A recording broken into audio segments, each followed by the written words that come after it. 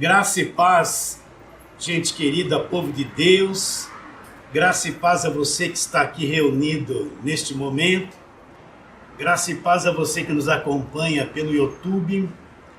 É um prazer e uma alegria muito grande poder chegar até vocês para trazer a vocês a infalível palavra do Evangelho da Graça de Deus. Paulo disse: pois não me envergonho do Evangelho. Por quê? A gente poderia perguntar. Por que, Paulo, você não se envergonha do Evangelho? Paulo era judeu, nasceu debaixo da lei, teve a sua infância toda dentro de uma sinagoga, foi criado aos pés de Gamaliel, que era um grande mestre da lei do seu tempo, sabia tudo sobre a lei. Teve um encontro com o Senhor Jesus Cristo e descobriu que toda a religião dele havia acabado na cruz.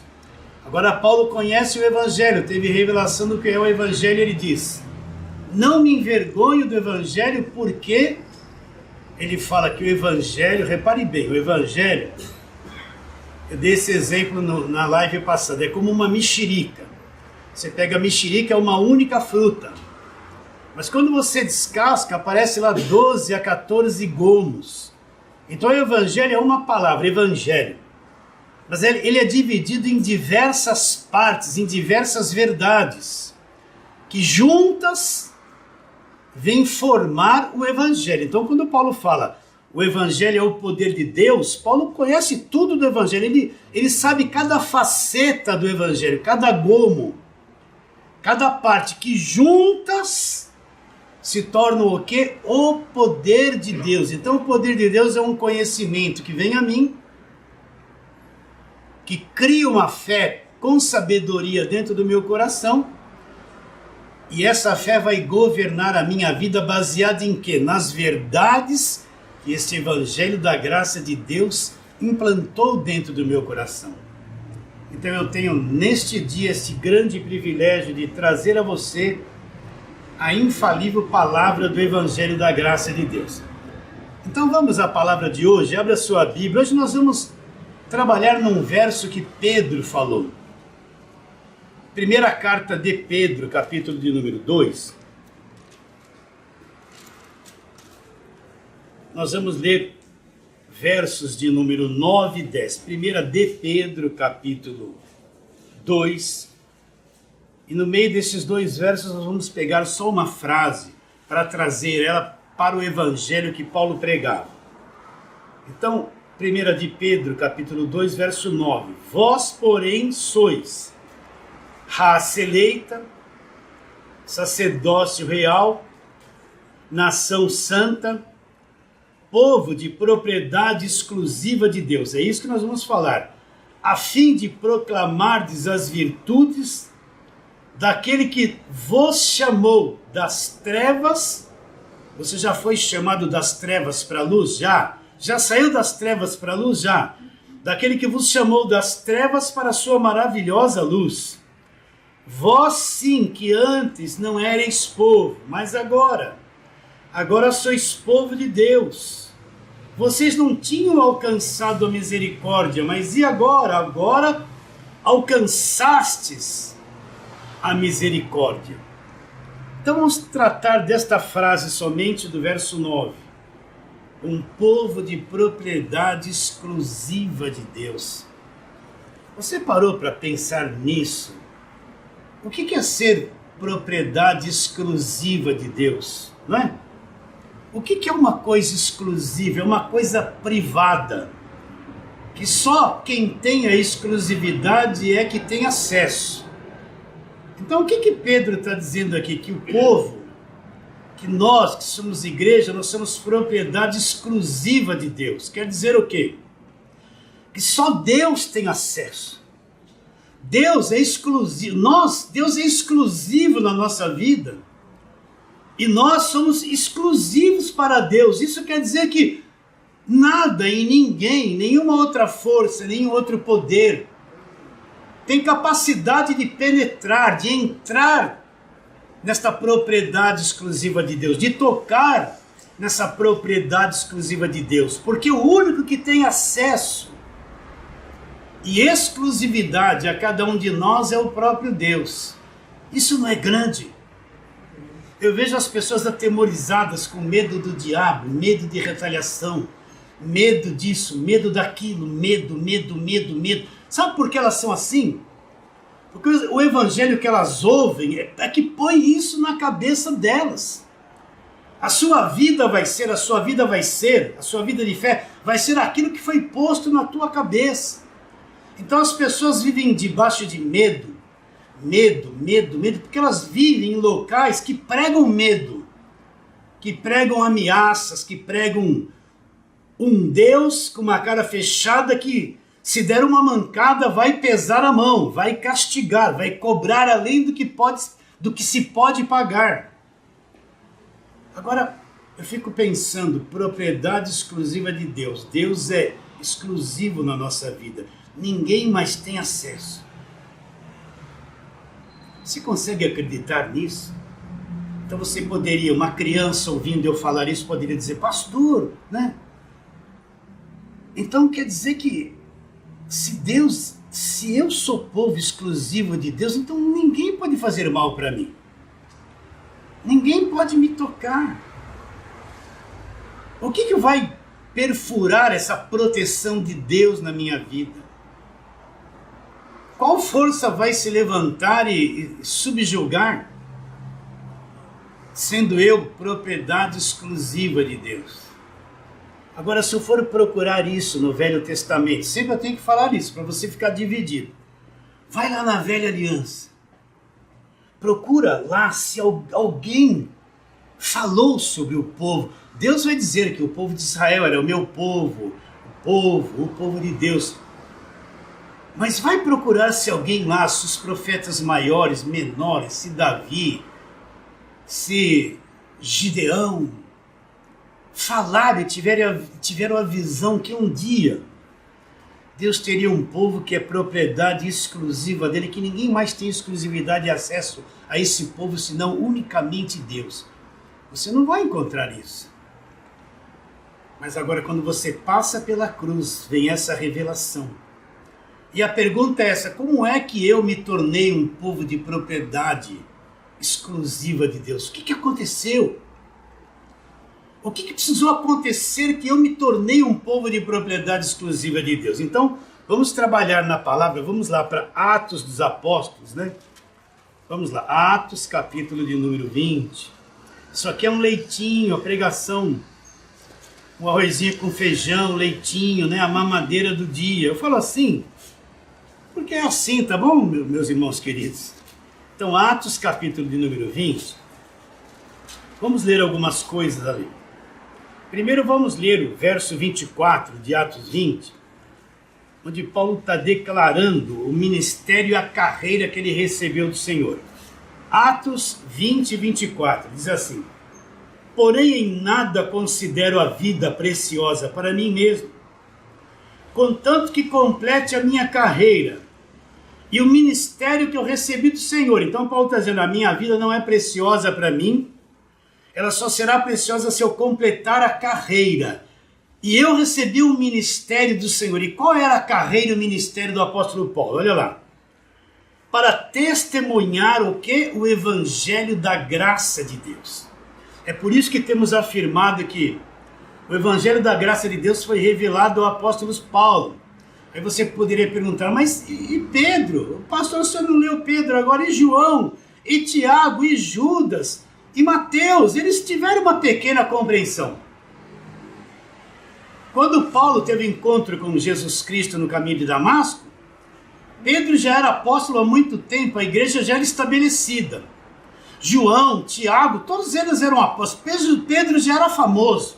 Por que Jesus não foi procurar Pedro? Vem aqui, Pedro, eu vou te revelar o evangelho da graça de Deus. Por que não foi procurar João? A igreja, em Atos 9, já tinha um tempo de existência. Ainda o evangelho da graça de Deus estava oculto. Os discípulos ainda estão trazendo o ranço do judaísmo. Pedro ainda não entra na casa do gentil. Pedro não entendeu que o evangelho também era para os gentios. Vocês estão entendendo o que eu estou dizendo? Então lá em Atos 9, Paulo é chamado e Jesus fala para ele, olha, você vai pregar o evangelho da graça de Deus. E foi revelar este evangelho da graça de Deus para Paulo. Por que foi revelar para Paulo? Porque não havia sido revelado ainda. Entende o que eu estou dizendo ou não? Então Paulo fala que o ministério que ele recebeu do Senhor é testemunhar, é pregar esse evangelho da graça de Deus. Aí ele está falando isso com os presbíteros da igreja de Éfeso. E quando chega no versículo de número 28, olha o que ele diz, dando orientação a esses presbíteros: atendei por vós e por todo o rebanho, sobre o qual o Espírito Santo vos constituiu bispos, para fazer o quê? Pastoreardes a igreja de Deus. Agora vem a grande revelação. Como eu me tornei propriedade exclusiva de Deus. A igreja de Deus, a qual ele comprou com seu próprio sangue. Então, olha que coisa interessante. Então, como é que eu me torno um povo de propriedade exclusiva de Deus? Porque um preço foi pago pela minha vida, um preço foi pago pela igreja, um preço foi pago pela tua vida. E qual é esse preço que foi pago? Ele nos comprou com seu próprio sangue. Você acredita nisso? Então, olha que coisa gigantesca. Isso não é pouca coisa. Então, quer dizer, pastor, que Deus, na pessoa de Jesus Cristo, me comprou com seu próprio sangue. Eu sou dele para sempre. É isso que está dito aqui. Quer dizer, pastor, que eu nunca mais vou perder a salvação? Não. Porque você foi comprado pelo sangue da cruz. Agora eu preciso entender, eu já expliquei isso muitas vezes para vocês, eu preciso entender o sangue do Senhor Jesus Cristo.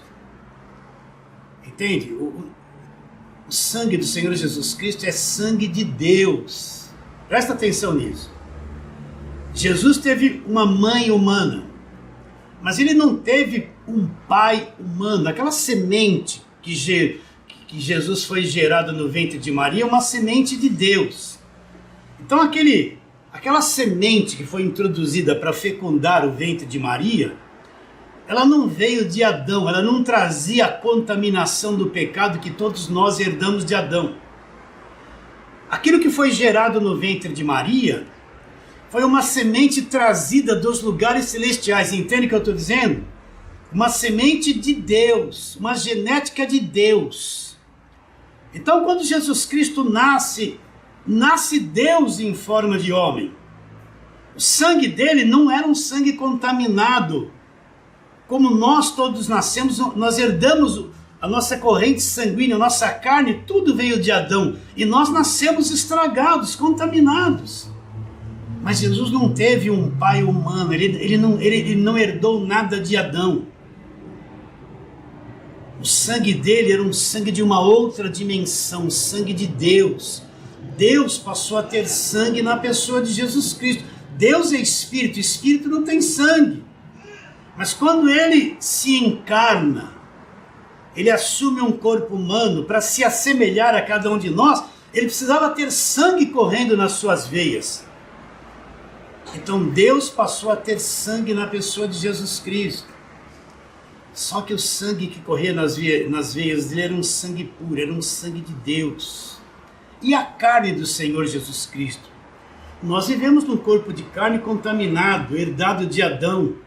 Uma natureza humana contrária a Deus, que quer fazer tudo errado, que se irrita, que briga, que fica nervoso, que se não tomar banho fede, não é? Não fede? Nossa, pastor, você está falando fede. Cheira um pouquinho mal, né? Agora, presta atenção, eu sei que você luta com a tua carne todos os dias, você luta com o teu temperamento, com a tua natureza todos os dias.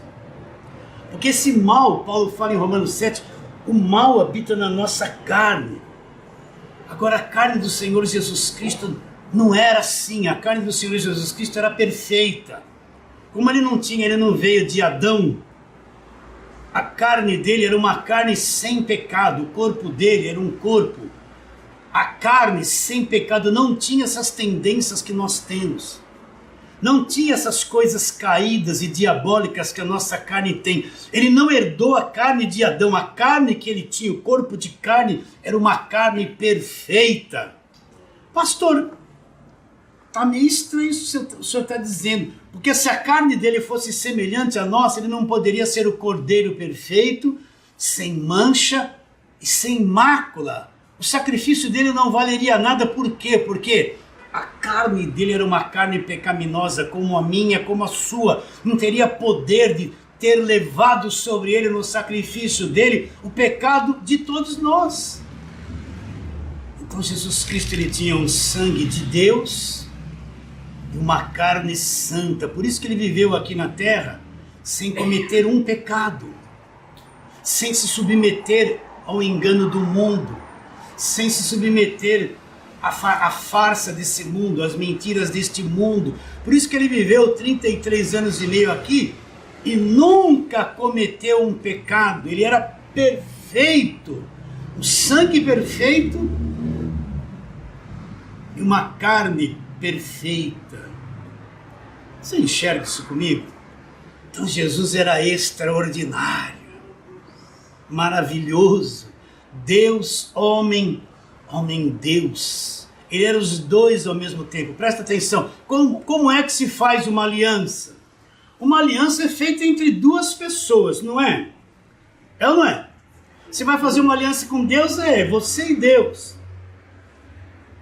Na verdade, você vai se casar, vai ter uma aliança com a esposa, você e a esposa. Agora, Jesus era os dois ao mesmo tempo. Ele era 100% homem e 100% Deus. Então ele foi o autor da verdadeira aliança entre Deus e os homens. Você entende o que eu estou dizendo? Esta é a nova aliança que nós pregamos. Este é o Novo Testamento. Esta é quando a gente vai participar da ceia, pega o cálice e diz assim: este cálice não é Páscoa. Tem muita gente na graça de Deus dizendo que ceia é Páscoa, acabou, não existe mais. A ceia é algo da nova aliança, não tem nada a ver com a velha aliança. Nós pegamos o cálice e falamos assim: este cálice é o Novo Testamento no meu sangue. Este cálice é o quê? É Páscoa. É o Novo Testamento. Este cálice é o Novo Testamento. Surge o Novo Testamento no sangue do Senhor Jesus Cristo. Então, quando a gente começa a entender quem era Jesus, porque a maior parte do povo de Deus não enxerga isso. Jesus é Deus, ele me salvou, mas ele está na campanha, no voto, sacrifício, acreditando em água, fazendo corrente, subindo no monte, descendo. Ele não entende quem foi que morreu na cruz. Ele não entende a nova aliança. Ele está mais no Velho Testamento do que no Novo Testamento. Ele fala: Jesus é meu Salvador, mas ele não entende nada da perfeição que se encarnou. Quero ler aqui João. Abre lá em João, capítulo de número 1. Ele não entende nada do Cordeiro perfeito que se encarnou, do sangue de Deus, que Deus passou a ter sangue na pessoa de Jesus Cristo. João, capítulo 1, verso 14. Olha aqui, João diz a respeito. E o verbo se fez carne. Olha lá, ele não foi feito.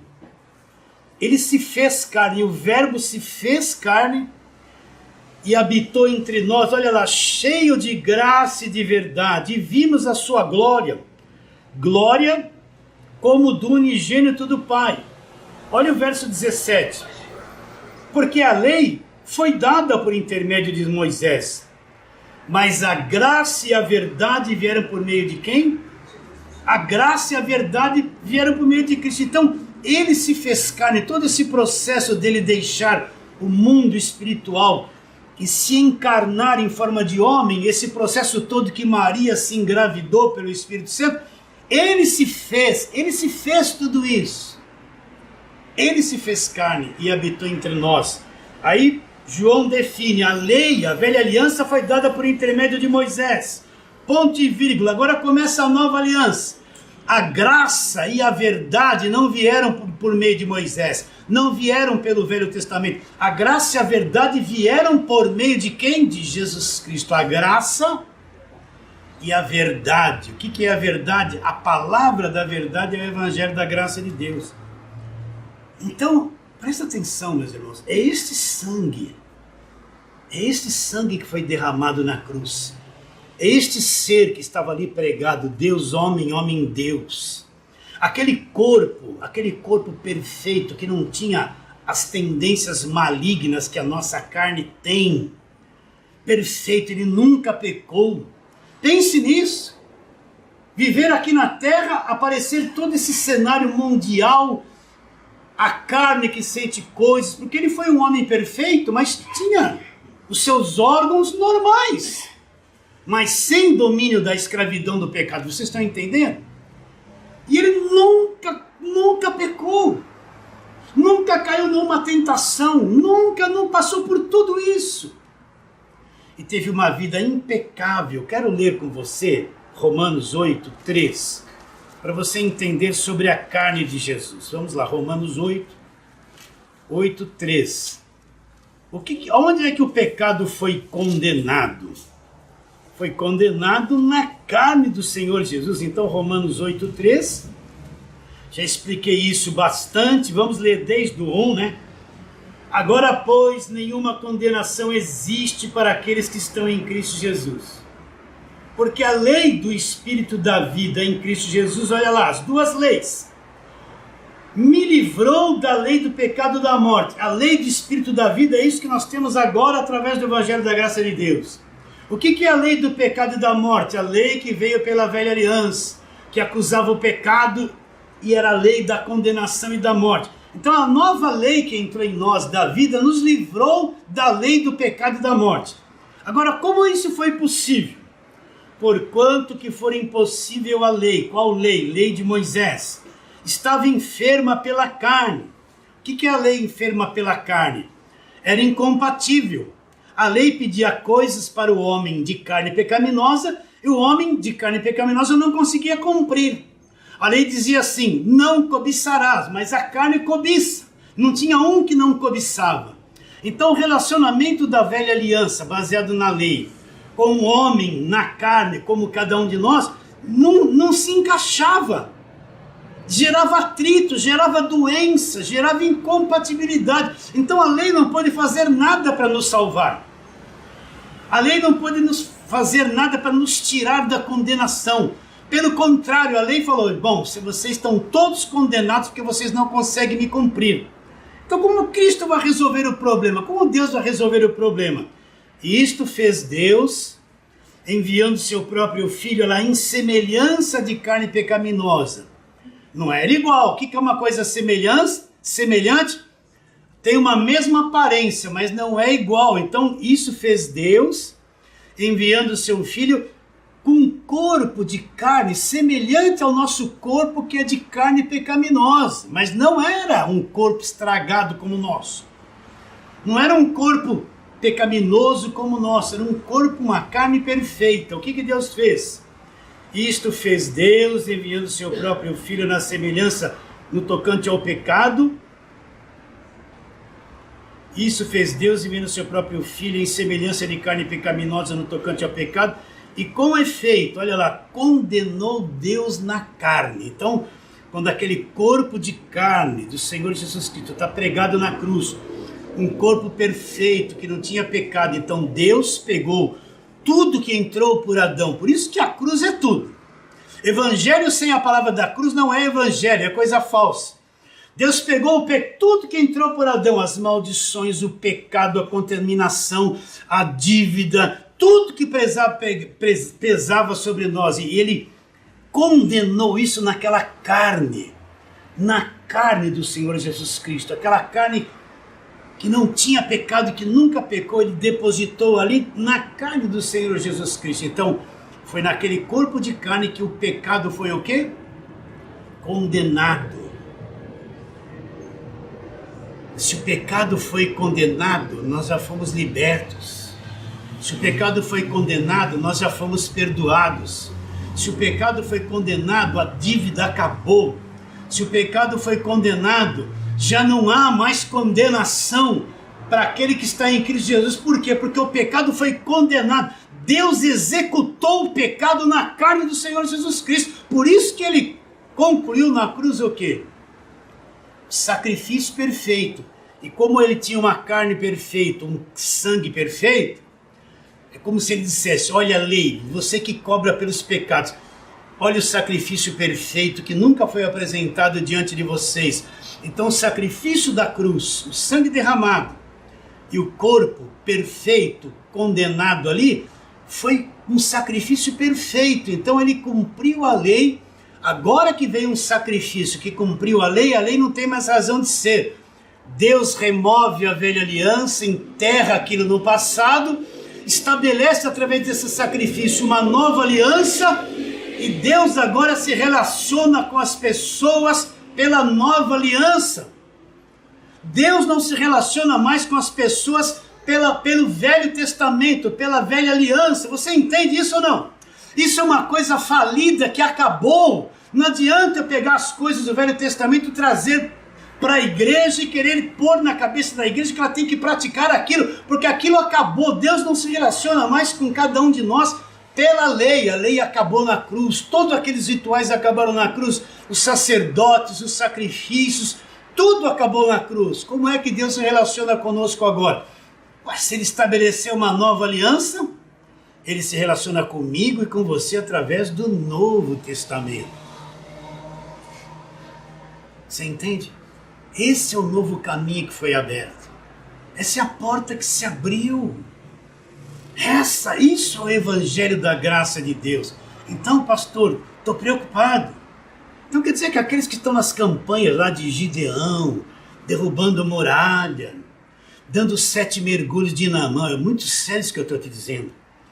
Esses que estão presos lá em Malaquias, roubará o homem a Deus. Se vocês não derem um dízimo, vocês são ladrão, o devorador vai pegar, com maldição sois amaldiçoados. Pastor, se eu falar assim, não tem medo que as pessoas não contribuam? A igreja não é minha. O que eu vou fazer? Tem que falar essas coisas, porque isso é o Evangelho da graça de Deus. Então quer dizer, pastor, quem vive com aquela cabeça do Velho Testamento, eles estão tentando se relacionar com Deus por um caminho que o próprio Deus liquidou. É isso, liquidou. Então você vê um monte de gente lá na velha aliança praticando. É tudo muito bonito, a história, a sarça deu, que lindo. O mar se abriu, levanta o cajado, Moisés, é lindo. Mas o que o mar se abrindo tem que a ver com o Evangelho da graça de Deus? Nada, não éramos nós que estávamos lá. Eram eles, é bonito, mas acabou, nós não estamos mais diante de mar. Não tem mais cajado para mim abrir mar, não, vou espiritualizar as coisas. Não, mas o mar que está na nossa frente são os nossos problemas, pastor, né? Levanta o cajadinho ungido que o pastor lá deu com óleo para abrir. Vocês estão entendendo? Então, acabou o relacionamento de Deus através da velha aliança.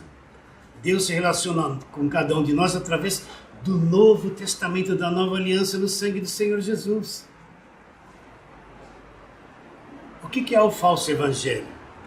É eu pegar o povo e levar para a velha aliança e ficar lá, ó. Só para trazer a arca da aliança, os símbolos da arca, trazer shofar para dentro da igreja, trazer as maldições, dizendo que todo mundo precisa quebrar a maldição, trazer aquelas batalhas da velha aliança, você está em guerra, estou em guerra, sabe? Trazer aquela cabeça, quem vive debaixo da lei está desnorteado, está culpado, está escravizado, está emocionalmente destruído, não enxerga o Evangelho da graça de Deus. Então, e o que fundamentou a nova aliança? Aquele sangue da nova aliança derramado ali na cruz. Sangue de Deus. Acabou o problema, acabou o nosso problema. Estamos libertos do império das trevas, justificados. O que me justificou? Aquele sangue. O que me tornou herdeiro de Deus e co-herdeiro com Cristo? Aquele sangue da cruz. O que foi que me reconciliou com Deus? Foi o meu jejum? O preço que eu paguei? Não. Aquele sangue, tudo foi Deus que fez, eu não fiz nada. Eu só recebi o benefício daquilo que foi feito. Daquilo que foi feito por mim. Então, pastor, estou entendendo. Eu fui comprado por Deus, por aquele sangue. Foi. Então você é de Deus para sempre. Você é de Deus para sempre. Você foi adquirido por este sangue para sempre. Olha a segurança da salvação. Você é um povo de propriedade exclusiva de Deus para sempre. Você nunca vai perder a salvação. E se Deus tem a exclusividade na tua vida, ninguém vai ter exclusividade sobre você e penetrar naquilo que Deus é exclusivo na sua vida. Enxerga isso? Acabou o medo. Pastor, então só acontece coisas na minha vida se Deus permitir, se fizer parte do meu crescimento espiritual? Você não precisa sair de casa, ó Senhor, me guarda, me livra, põe um anjo em cima, um anjo embaixo. Tá amarrado, tá amarrado, tá amarrado. Ontem por coincidência apareceu uma igreja fazendo culto ontem ao vivo. E eles têm um grupo de louvor muito famoso, né? Tem até um gás que passa vendendo aqui na rua, que vem: por toda a minha vida, ao Senhor te louvarei, né? Agora eu entreguei o. Aí em casa passa um caminhão de gás, só canta essa música, eu compro. Até o que vende Cândida passa lá também. A sua também? Passa aqui. Aí fala: olha o culto, vamos ver o que ele vai, vamos orar, irmão, começar o culto. Nós desfazemos a força do diabo, está amarrado. Meu Deus, começou o culto como? Desfazendo a força do diabo, amarrando o diabo, brigando com o diabo. Nem falou no nome de Jesus Cristo. Vocês estão entendendo o que eu estou dizendo? Começou já tudo problemático. Aí eu falei assim: imagine eu que se não entendo o Evangelho da Graça de Deus, eu vou engolir essa. Eu ia ficar até junto também, com a mão assim, ó. Com a mão assim, né? Você passa naquelas igrejas e vê as irmãs assim, o pastor está pregando, elas estão assim, ó, nos corredores, né? Ou então está na porta, né? Aí qualquer coisa estão tudo assim, não é verdade? Como se estivesse numa luta ali, tem um demônio ali, aí põe a mão para lá, o diabo sai pela porta, aí entrou pela janela, ela direciona para lá, fica o tempo todo nessa loucura que está na cabeça deles. Você é dele para sempre, você é a igreja dele, foi comprada com o sangue de Jesus, e tudo que tiver que acontecer na tua vida vai acontecer para o teu aperfeiçoamento. Entende isso? De vez em quando o pai não precisa dar uns tapinhas no bumbum das crianças para elas acordarem. Entende? Então de vez em quando Deus, opa, acorda aí, filhinho, pom, pom, pom. A gente passa umas lutas aí, dá uma chacoalhada e falou: estava meio frouxo aqui, Deus está me dando uma correção. Nada vai chegar a nós sem o crivo de Deus, porque nós somos de Deus para sempre. Então, voltando lá em Atos 20, verso 28, atendei por vós e por todo o rebanho, sobre o qual o Espírito Santo vos constituiu bispos, para pastoreardes a igreja de Deus, a qual ele comprou com seu próprio sangue. Ele pagou o preço da nossa redenção, pagou o preço da nossa vida. Você não tem que pagar preço nenhum. A falsa pregação, você tem que pagar o preço. Você pagou o preço, e o preço que eles querem que você paga é os envelopes que você pegou, é o jejum que você tem que fazer, é a vigília que você vai fazer, é subir no monte, é ficar fazendo um monte de obras que te apertam, que te oprime. Tem que pagar preço. Não tem nada que pagar preço, porque o único preço verdadeiro foi pago pelo sangue do Senhor Jesus Cristo e nos comprou para sempre. Sim ou não? Sim. Você acredita nisso? Ah, que paz, que paz. Isso que é evangelho, não é? Eu chego diante de Deus pelo sangue e falo: oh, Senhor, eu sou teu para sempre. Ah, que paz, que segurança. Como é bom ser crente. Não é bom ser crente? Oh, Senhor, que alegria. Como ser crente é bom. Como Jesus aliviou as coisas para mim. Como essa graça, isso é pela graça, como isso é leve. Indo lá para Mateus, o que Jesus Cristo disse em Mateus 11, 28? Vinde a mim, né? Vocês que estão cansados, sobrecarregados, eu vos aliviarei. Ele falou isso antes da cruz. Tomai sobre vós o meu jugo, aprendam de mim. Por quê? Aí ele se revela como ele é. Sou manso e humilde de coração. Como é que é Jesus? Manso e humilde de coração. Aí vai acontecer uma coisa com vocês. Vocês vão encontrar descanso para a vossa alma. Descanso. Porque meu fardo é leve e meu jugo é suave. Então, não dá vontade de viver assim? Se eu sou crente da lei, oh meu Deus, estou em guerra. Acordou, está amarrado o demônio, está amarrado Satanás, sai do meu chefe, sai. Já vai pesado, entra no metrô apertado lá, tomou roda, tomou, sabe? Chega lá no serviço nervoso. Por quê? Porque está em guerra. Aí você entra do lado de um espírito. Ó, esse cara aí é espírito. Já olha atravessado. Em vez de pegar amizade, já tem um demônio aí trabalhando do meu lado. Ele chega com a cabeça assim. Não chega, chega atormentado, é doido. E tudo é o diabo. Se o chefe dele pôs lá um crucifixo lá, uma macumbinha. Meu Deus, ore por mim, meu chefe pôs um negócio da macumba em cima da mesa e tem um demônio lá, A primeira coisa, ele já vai trabalhar atormentado. Quem vive debaixo de lei vive atormentado, não tem paz. Ele vive em guerra, ele é um doido. Um doidinho, vai com carinho. Mas quem conhece o que Jesus fez por nós, ele que fez, eu não participei de nada. Eu sou participante só do benefício. Na carne, naquele corpo, o pecado foi cravado e crucificado uma vez por todos, condenado na carne de Jesus. E aquele sangue que foi derramado ali, sangue de Deus, ele me comprou para sempre. Eu sou dele para sempre. Para sempre. Vamos a outros versos? Vamos, mais um pouquinho. Então, Efésios, capítulo de número 1. Desculpe, queridos, é a primeira carta de Paulo aos Coríntios, capítulo de número 1. Aí Paulo, acredito que se eu estivesse olhando para Paulo, escrevendo ou falando isso, ia haver um sorriso no rosto de Paulo, uma alegria no coração dele. Ele diz: mas vós sois de quem nós somos? Nós somos dele, em Cristo Jesus, o qual se nos tornou da parte de Deus. De quem nós somos? Nós somos dele. Nós somos dele, comprados pelo sangue da cruz. Nós somos dele em Cristo Jesus, o qual se nos tornou da parte de Deus sabedoria, justiça, santificação e redenção. Para que, como está escrito, aquele que se glorie, vai se gloriar no Senhor. O que é se gloriar no Senhor? Ah, Senhor, que alegria, sou teu, o Senhor me comprou, que alegria. Que bênção, eu me glorio em Deus, o Senhor é a minha glória, a minha alegria. O Senhor é meu prazer de viver, é a minha riqueza. Eu sou a pessoa mais rica do planeta. Por quê? Porque eu tenho Jesus Cristo como uma pérola de grande valor. Eu amo Jesus Cristo. Entendeu? Eu entendo o que Ele fez por mim, eu tenho gratidão. Ele é a nossa prosperidade, Ele é a nossa riqueza. Então imagine Paulo falando isso com entendimento, sem medo de nada, sem preocupação com nada. Vamos um pouquinho mais para frente.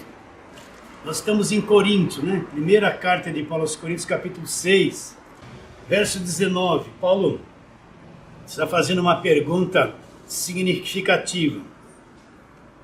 Vamos ler o 17 também. Ele diz assim: mas aquele que se une ao Senhor é o que com o Senhor? Um espírito. Repare bem que nós estamos... Isso aqui é um espírito com letra minúscula. Ele quer dizer espírito humano. Não é o Espírito de Deus. Então ele está dizendo, se nós estamos unidos no Senhor, e estamos no nosso espírito, nós somos um espírito ligado em Deus, nós somos um espírito com Ele.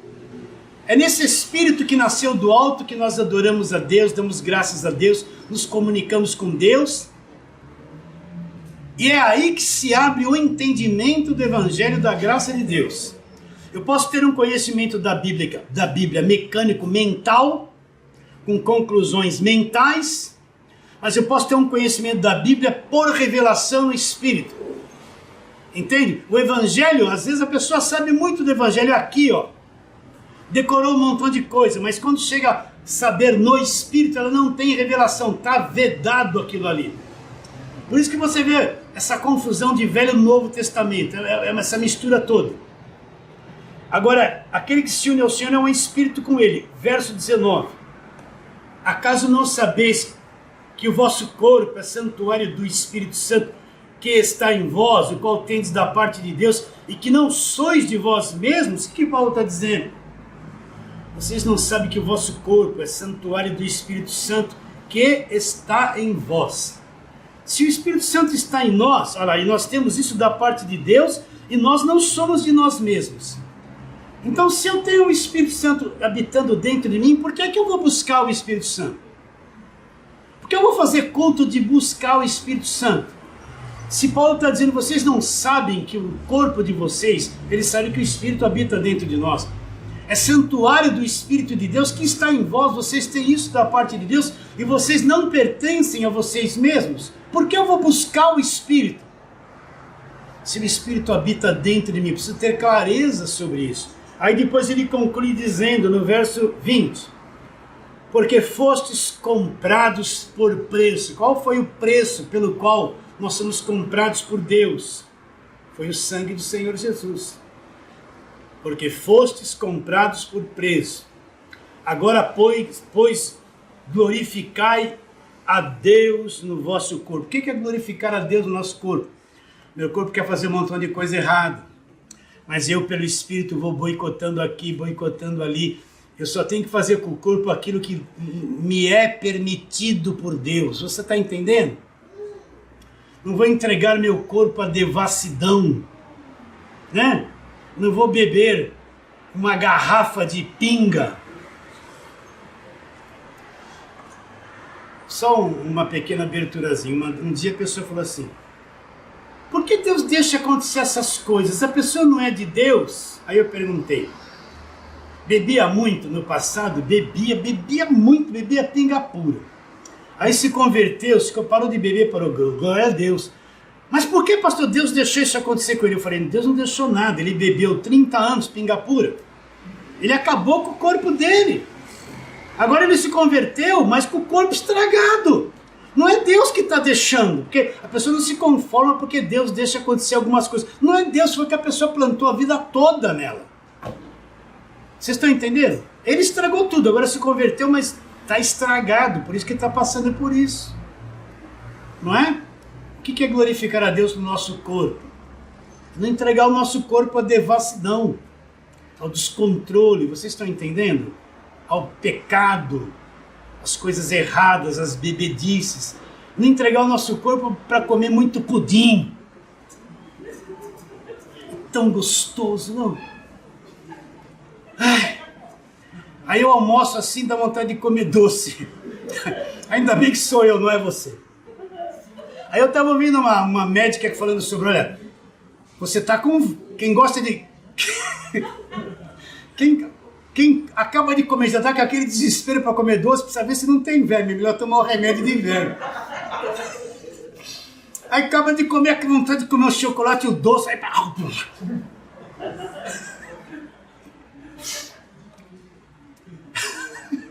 Você entende o que eu estou dizendo? Olha que tá com verme. Não é tão gostoso? Mas seria bom se o nosso corpo fosse disciplinado na comida, gente. A gente comesse 1/3 do que come. Só 1/3, mas aí a gente vai falar assim, o espírito está pronto, mas a carne é fraca, ó, come tudo, né? Glorificar a Deus no corpo é o seguinte, mantenha o teu corpo com uma certa disciplina, mantenha. Desde a comida, não é fácil, a comida, nossa, é terrível, mas vai mantendo isso. Vai glorificar a Deus, não é ficar sem comer, fazer 40 dias de jejum. Não é isso, você pode gratificar o teu corpo com um salgadinho, uma pizza de vez em quando, mas não é viver comendo isso todo dia, Coca-Cola todo dia, McDonald's todo dia, macarrão todo dia, não é? E a gente vai glorificar a Deus no nosso corpo, por quê? Porque nós não pertencemos a nós mesmos, nós somos comprados por Deus. Como que nós somos comprados por Deus? Pelo sangue do Senhor Jesus Cristo, foi derramado na cruz do Calvário. No capítulo seguinte, capítulo 7, olha lá. Nós vamos ler o verso 23. Vamos ler desde o verso 20. Olha lá, vamos tirar a lição disso. 1 Coríntios 7, 20. Cada um permaneça na vocação em que foste chamado. Foste chamado sendo escravo, não te preocupes com isso. Mas se ainda pode tornar-te livre, aproveita a oportunidade.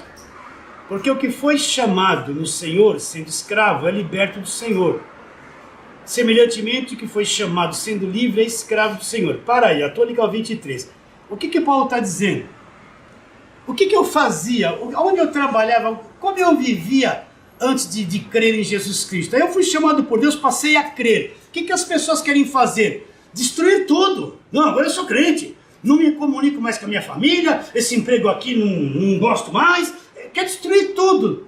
Quando a pessoa encontra o Senhor Jesus, a primeira coisa que ela tem que fazer, faça tudo igual, permaneça do mesmo jeitinho, não tente mudar as coisas por conta própria, porque Deus agora, que você é dele, vai te dar sabedoria como mudar de emprego, como se relacionar com a família, ele vai te dar sabedoria, permaneça na vocação que você foi chamado, não queira mudar tudo, porque é Deus que muda. Eu vejo um monte de pessoas que encontrou Jesus, perde os familiares, porque tudo virou endemoniado, dependendo da igreja que está, quer largar tudo, quer parar com quer se tornar perfeito da noite por dia, e acaba atrapalhando a vida. Então vamos ler de novo. Cada um permaneça na vocação que foi chamado. Você foi chamado, você é escravo, naquele tempo tinha escravidão. Não te preocupes com isso, mas se você pode se tornar livre, aproveita a oportunidade, porque o que foi chamado do Senhor é escravo. Porque o que foi chamado sendo escravo é liberto do Senhor. Semelhantemente, o que foi chamado sendo livre é escravo do Senhor. Por preço vocês foram comprados. Não vos tornei escravo do quê? De homens, né? E sinto em dizer, queridos, na igreja ninguém manda em ninguém. Presta atenção nisso. Eu, como pastor, não mando na tua vida.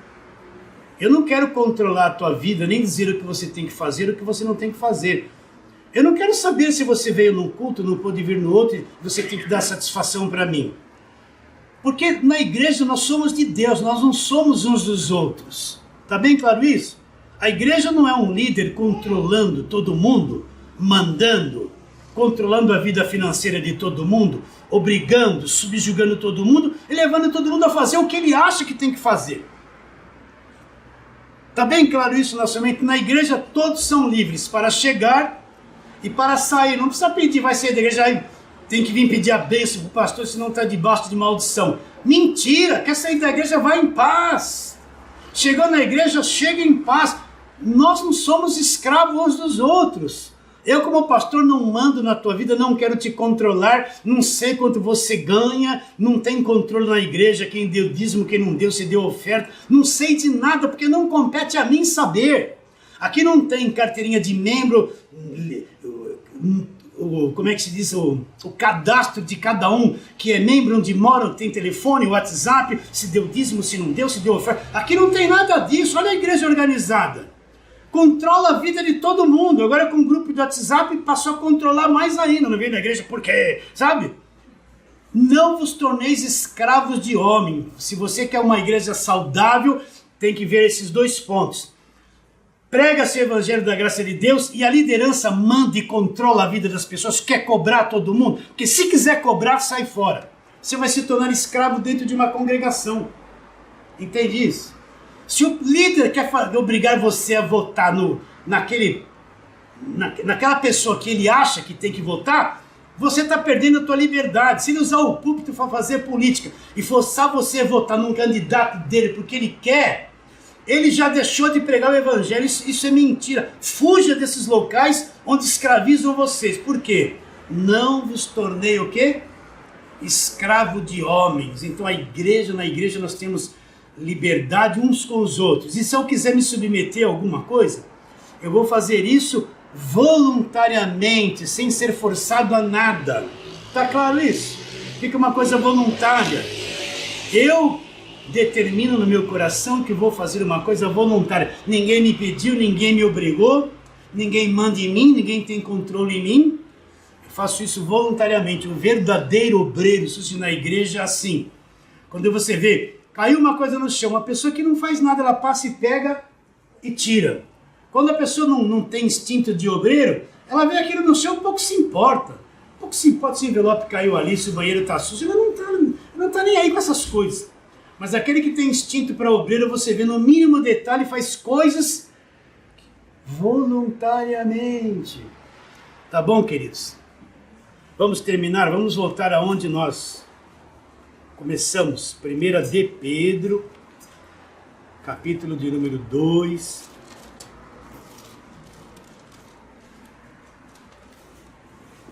No verso 9.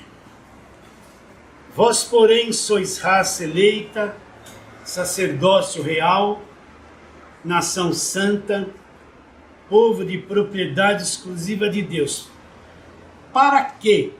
A fim de proclamar as virtudes daquele que vos chamou das trevas. Já saímos das trevas para a sua maravilhosa luz. Vocês que antes vocês não eram povo, mas agora que foram comprados, nós somos povo de Deus. Antes nós não tínhamos a misericórdia de Deus, mas agora alcançamos a misericórdia de Deus.